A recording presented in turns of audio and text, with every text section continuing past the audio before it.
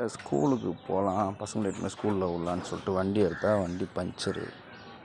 ஐயோ என்னடா பண்ணுறதுன்னு பார்த்தேன். சரி 5 ரூபா குயிக் பேஸ்ட்டை வாங்கி அதை நல்லா க்ளீன் பண்ணிவிட்டு அதில் கொஞ்சம் லைட்டாக ஒரே ஒரு ட்ராப் தான்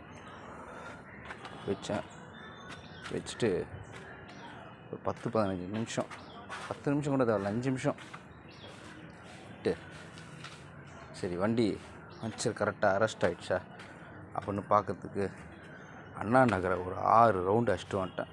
சூப்பராக இருக்குது. 2 ரூபா கூட ஆகலை இந்த பஞ்சர் போடுறதுக்கு.